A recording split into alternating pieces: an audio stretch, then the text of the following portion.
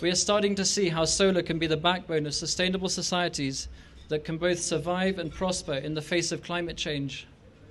Because of its innate pro-social characteristics, it can also be the standard bearer for the humanizing of capitalism that Pope Francis and other religious leaders are calling on to help alleviate poverty and avoid environmental apocalypse. As Kenyans, it's not our turn to eat. It's our turn to make a difference. Projects like this solar carport here at Garden City, Kenya's most sustainable mall, are living proof that we can make a positive difference to the planet and also provide a commercially viable solution for businesses' energy needs. The Garden City carport is a total of 858 kilowatts, the largest solar plant in Nairobi and the largest solar carport in Africa, consisting of 3,364 panels. They provide enough weather protection to cover over 450 cars. Over 50 local jobs were created during the build, and the project had a unique collaboration of British, Chinese, Indian, and Kenyan suppliers and contractors. To put the size of this carport in context, it will produce enough clean energy to power 550 middle-income urban homes in Nairobi. One of the many things that makes solar an attractive power solution is the time to assemble. Once the carport structures were in place, it took just a couple of weeks to install all the panels. If you want quick and sustainable energy generation for your business, solar is the right solution. And the technology is proven the world over, leading many credible organizations such as the International Energy Agency to make bold predictions about solar's future on planet Earth. In the next 35 years, solar energy could be the top source of electricity. This solar carport is the combined effort of 3 companies. The owner of the mall, Actis, deserves special credit for its pioneering green approach to this shopping mall. Of course, the key to a successful project is the finance, and Solar Century is pleased to be working with Solar Africa, an innovative financing company whose platform enables solar projects to move from design on paper to reality. Finally, it's key to have a reliable technical partner on board, especially with a breakthrough project such as this solar carport that we see here today. Solar Century was chosen to design, procure, and install the solar carport system. Solar Century was born out of an ideology that we can fight climate change by encouraging the widespread adoption of solar to help reduce carbon emissions. This ideology is as relevant today as when the company was founded 17 years ago. And to date, we've installed over 500 megawatts of solar worldwide. We're one of the oldest solar companies globally and pioneered early-stage solar development in Europe. We've installed solar on a greater variety of roofs than any other company on the planet. We have a footprint that now spreads 3 continents and is staffed by over 250 committed solar enthusiasts. We opened our office in 2013, and since then we've designed and built the largest solar plant in Kenya, the 1 megawatt solar plant for Williamson Tea's Changoi farm, as well as the second largest solar plant in Kenya, which you see before us.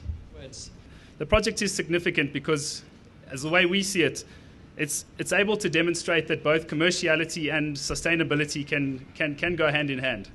And besides all of the technical statistics that you've heard from Guy, the project is also very unique for the African continent because it's a third-party privately financed system between 2 private parties. There weren't any donor funding involved. There wasn't necessarily any grants or subsidies involved. This project was built on economics.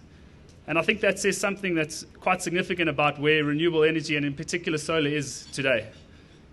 We at Solar Africa strongly believe in the role that capital can play in the mass adoption of solar. With the right models, private capital can be an extremely important catalyst for the mainstream adoption of solar. Equally important are tangible projects done with forward-thinking companies like Garden City, and that certainly helps us put the theory of our models into practice. I think Actis needs to be commended for their commitment to lead by example when it comes to sustainability. There are many features of the mall, not only the solar system, that can attest to that, and we're extremely proud to have them as a partner on the project.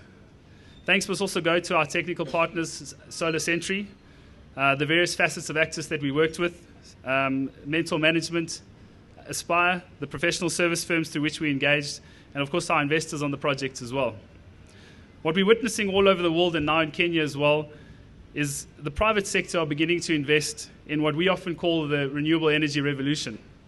This is really about traditional energy consumers playing a bigger and a bigger part in producing their own energy. And in most cases, this is happening with solar. This energy revolution is clearly touching Africa, and it's exciting to see that in many ways Kenya is leading the way in commercial solar adoption. Solar Africa is positioning itself as a significant player in this space, and particularly for Africa. What we do as a business is connect the parties that are necessary to make a project like this happen. The end user being, in this case, Garden City, the technical contractors being Solar Sentry, and financing. We do this under a standardized business model which allows us to scale and to attract projects, because individually these projects are certainly often quite hard to finance, but in aggregate we can attract private financing for them. On that note, I think it's an important point to note that we've just closed a $25 million fund that would be exclusively investing in rooftop solar in the region. This was done in collaboration with our investment partners, Cross Boundary Energy, and we'd be deploying this capital over the next 12 months. We're already seeing that this flagship project has assisted us in getting many of our project partners across the line and committing to additional projects. And hopefully a project like this can convince other private firms that they can play a part in joining this renewable energy revolution. I think many of us, and it's been said today already, that we're aware of the success that Kenya has had in the mobile telecom space, and it's exciting to see that Kenya is also playing quite a key role in what can arguably be sort of seen as a second technical revolution in this adoption of solar energy. We look forward to playing our part in getting Kenya to show the world that it is possible to grow your economy with a very low carbon footprint. So this is one good example of a project which we could do in some of those off-grid areas and reduce the consumption of fuel, because most of the off-grid areas are currently supplied with what we call diesel-fueled standalone generators. And of course, it means both the logistics of taking diesel there and the cost of diesel itself is a big cost to our customers. And if we could reduce that cost by complementing the diesel generators with the solar or wind, it makes a huge difference in terms of reducing the bills to our customers. So this is again a demonstration of a project that could be done in those areas, off-grid areas, and transform the lives of various villages that are very far off from the grid. And therefore, ladies and gentlemen, this is a demonstration, a manifestation of a project that can transform lives of our people. I have been championing the discussion of renewable energy and other energy sources for Africa as a continent. I do know that at the moment, most of our rural folks rely on biomass. That's almost about 70%. For their lighting and also for cooking, it is biomass. For heating water, it's biomass. This is one of the energy sources that could go a long way in reducing emissions. If we can be able to get cost-effective energy services, we should replace the biomass in order to save the health of our people. Most of these biomass fires are spread all over in various homes. They are very close to the people who use them, and therefore they breathe a lot of emissions. And it is very necessary that we use these innovative methods like solar to do some of the lighting. I have seen several innovative techniques which use solar to do lighting, to charge mobile phones, to provide security lights. And these are very, very important initiatives. Thank you very much, ladies and gentlemen, and God bless you.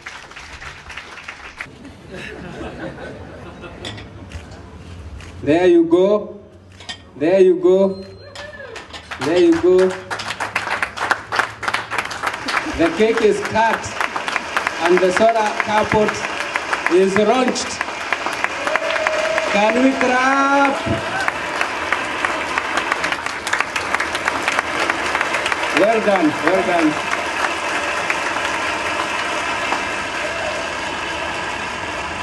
Well done, congratulations. Thank you. Solar Sanctuary, Solar Africa, congratulations.